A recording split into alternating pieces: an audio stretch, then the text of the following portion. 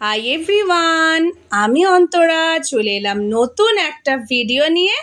তবে আজকের ভিডিওটা কিন্তু শুধুমাত্র ভিডিও হবে না, আজকে কিন্তু হবে একটা রান্নার রেসিপি। তো কি রান্না করব অবশ্যই চলো তোমাদেরকে দেখিয়ে দেই। আর রান্নাটা অবশ্যই নিরামিষ দিনের জন্য। তোমাদের জানা থাকলে তোমরা নিরামিষ দিনে এই রান্নাটা করতেই পারো, আশা করি তোমাদের ভালো লাগবে সকলেরই। তো আজকে রান্না করব পনির দিয়ে একটা রেসিপি। তো চলো দেখা যাক কি রান্না করছি আজকে পনির দিয়ে।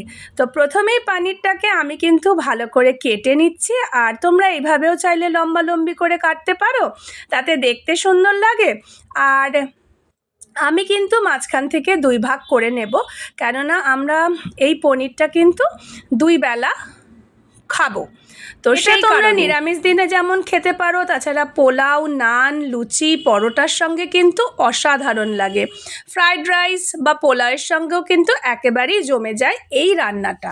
তো চলো আজকে কীভাবে এই রান্নাটা করছি দেখে নাও তোমরা। তো এইভাবে কাট করলেও কিন্তু দেখতে বেশ ভালো লাগে। বড় বড় পনিরের ১, ২, ৩, ৪টে টুকরো দিলেই কিন্তু বেশ ভালো লাগে প্লেটটা। আর আমি যেটা করছি মাঝখান থেকে ২ টুকরো করে নেব, কেননা আমি এটা ২ বেলায় করব। তো এবার আমি পনিরগুলোকে ভালো করে কেটে নিয়ে আমি এটা এক সাইডে রেখে দেব। তোমরা চাইলে একটু জল গরম করে তাতে নুন দিয়ে পনিরটাকে সামান্য ভেজে নিয়ে গরম জলে হালকা করে চুবিয়ে রাখতে পারো, তাতে কিন্তু নুনটা পনিরের ভেতরে যাবে আর পনিরটাও খুব নরম আর সফট হবে, বেশি চিউইং হবে না। তো অনেক পনির কিন্তু বেশ একটু চিউইং হয়, তো এই পনিরটা কিন্তু সেটা হবে না। এই পনিরটা একেবারেই খুব ফ্রেশ আর টাটকা। তো এখানে নিয়ে নিচ্ছি পোস্ত, আমি 2 টেবিল স্পুনের মতো পোস্ত এখানে নিচ্ছি। তো তোমরাও এই রকমই পরিমাণে নিও। তো আমি 400 গ্রাম মতো পনির রান্না করছি, আর এখানে দিয়ে দেব 12-13টা কাজু বাদাম, তার সাথে কিশমিশ দিয়ে নেব।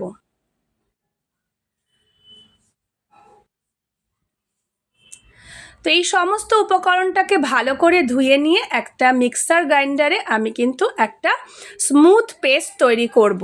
তো এখানে আমি কিশমিশটা অ্যাড করব। তো তোমরা এখানে অল্প কিছু কিশমিশ অ্যাড করবে স্বাদ মতো, মোটামুটি 20-25টা পিস অ্যাড করলেই হবে। তো আমি এখানে সেই রকমই অ্যাড করে নিয়েছি, খুব বেশি দেওয়ার দরকার নেই। তো এইগুলো এখন মিক্সার গ্রাইন্ডারে আমি একটা ফাইন পেস্ট করে নেব। আর এর মধ্যে আমি কিন্তু জল আর বেশি দিলাম না, জল আমি দেইনি অ্যাকচুয়ালি। তো এর মধ্যে আরেকটা যেটা পড়বে সেটা হচ্ছে দই। তো এটাকে ভালো করে পেস্ট করে নিয়ে আমি তার মধ্যে কিন্তু দইও অ্যাড করব। ও হ্যাঁ, একটা কথা, এখানে আমি একটু কালারের জন্য একটা লাল শুকনো লঙ্কা ইউজ করেছি। তোমরা চাইলে এটা দিতেও পারো, নয়তো স্কিপ করতে পারো। আর এখানে এখন টক দই দিয়ে ভালো করে কিন্তু মিক্সার গ্রাইন্ডারে আমি এই পেস্টটা আরও ঘন করে নেব আর একটা সুন্দর সফট পেস্ট তৈরি করে নেব। তো এই দিকে দেখো আমার বাটিতে কিন্তু সফট পেস্টটা রেডি হয়েছে। এটা হচ্ছে মেইন উপকরণ, এটা দিয়েই রান্নাটা আমরা করব। খেতে কিন্তু অসাধারণ হবে। তো অবশ্যই এটা ট্রাই করো, বাড়িতে কোনো অতিথি আসলে বা নিরামিষ দিনে তোমরা এটা খেয়ে জানিও কেমন লাগলো। আর এবার চলো রান্নার দিকে চলে আসি। প্রথমেই দেখো পনিরগুলোকে কিন্তু আমি সাদা তেলে ভেজে নিচ্ছি একটু লবণ দিয়ে। যেহেতু আমি গরম জলে ভেজাচ্ছি না, তাই আমি এখানে নুন দিয়েই কিন্তু ভেজে নিচ্ছি।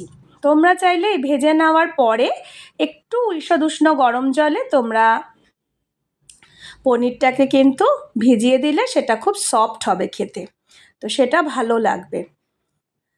তো দেখো আমি ভেজে নিচ্ছি। ভেজে নেওয়ার পরে আমি কড়াইতে আরেকটু তেল দিলাম, আর এবার আমি সমস্ত ফোড়নগুলো একে একে দিয়ে দেব। তো পুরো রান্নাটা আমি করছি সাদা তেলে, তোমরা চাইলে বাটার ইউজ করতে পারো, আমি আজকে বাটার ইউজ করলাম না। বাটার দিলে কিন্তু স্বাদটা আরও দ্বিগুণ হবে।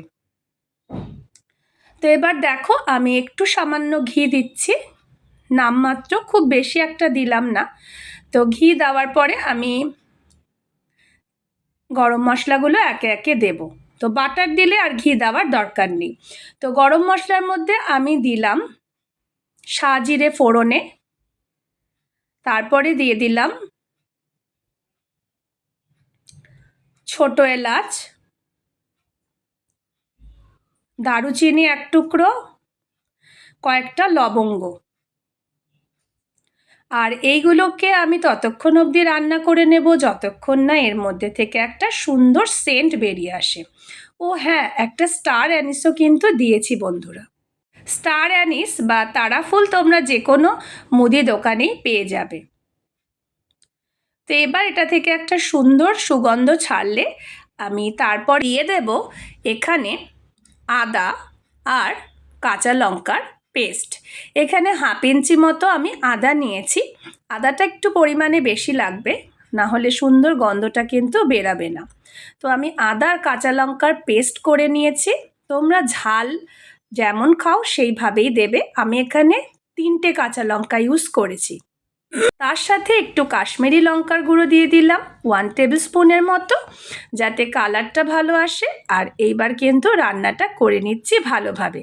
আর সাথে করে দেব ধনে গুঁড়ো 1 টেবিল স্পুনের মতো। খুব বেশি মশলা এখানে লাগবে না বন্ধুরা। তো এটা দেওয়ার পরে যখন আদার কাঁচা গন্ধটা চলে যাবে তখন আমি এবার দিয়ে দেব সেই যে কাজু বাদাম পোস্তর পেস্টটা করেছিলাম সেইটা। আর এর মধ্যে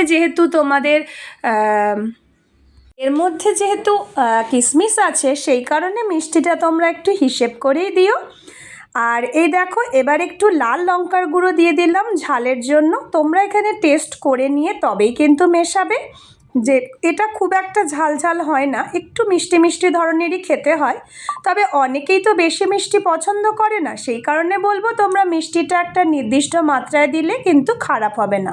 তো এইবার আমি দেখো এখানে কিন্তু 1 বাটি মতো দুধ ইউজ করছি। তো তোমরা চাইলে 1/2 বাটি দুধ 1/2 বাটি জল ইউজ করতে পারো। আমি এখানে 1 বাটি দুধই ইউজ করেছি। দুধটা দিলে খেতে কিন্তু অনেক অনেক ভালো হবে। তো দুধ দেওয়ারই চেষ্টা করো। আর এখানে একটু রোস্টেড কসুরি মেথি বানিয়ে রেখেছি। আর এবার দিয়ে দিলাম গরম মশলা পরিমাণ মতো। আর এইদিকে যখন আমার গ্রেভিটা ফুটে উঠবে সেই মুহূর্তে আমি নুন আর চিনিটা কিন্তু ঠিকমতো চেখে দেখে নিলাম। আর আমার মনে হলো একটু নুন মিষ্টি লাগবে তাই দিয়ে নিলাম। তোমরা অবশ্যই নিজেদের নুন মিষ্টির পরিমাণটা স্বাদ মতো দেওয়ার চেষ্টা করবে। আর এবার যখন গ্রেভিটা ভালো করে ফুটে উঠবে আর একটু ঘন হয়ে আসবে তখন কিন্তু এখানে আমরা দিয়ে দেব ভাজা পনিরগুলো। তোমরা যদি ভিজিয়ে রাখো তো আধা ঘন্টা মতো ভিজিয়ে রাখবে। ভিজিয়ে রেখে পনিরগুলোকে একেবারে লাস্টে এই পর্যায়ে করে দেবে। আর এইদিকে দেখো আমি একটু ফ্রেশ ক্রিম দিলাম এখানে। তো ফ্রেশ ক্রিমটা দিলে গ্রেভিটা অনেক ঘন হয় আর খেতেও খুব সুস্বাদু হয়। তো অবশ্যই তোমরা ফ্রেশ ক্রিমটা অ্যাড করো এখানে। আর নুন মিষ্টিটা অবশ্যই চেখে দেখে নিও এই পর্যায়ে এসে। আর আরেকটুখানি টানিয়ে নিয়ে তারপরে কিন্তু আমি গ্যাসের স্টিমটা অফ করে দেব। তো মাঝখানে বন্ধুরা একটা জিনিস তোমাদের সাথে শেয়ার করা হয়নি, আমি কিন্তু কসুরি মেথিটা অ্যাড করে দিয়েছি। তো রান্নাটা কেমন লাগলো জানিও বন্ধুরা। তো দেখো রাঁধতে রাঁধতে কিন্তু বেশ গরম লেগে গেল। আর অবশ্যই রেসিপিটা তোমরা বাড়িতে ট্রাই করো, তোমাদের ভালো লাগবে। এই দেখো রান্নাটা দেখতে কতটা সুন্দর হয়েছে। রেসিপিটির নামই দেখো তোমাদের বলা হলো না, এটা হচ্ছে মালাই পানির রেসিপি। তো ভিডিওটি ভালো লাগলে লাইক কমেন্ট শেয়ার করে দিও। দেখা হচ্ছে নেক্সট ভিডিওতে। টাটা।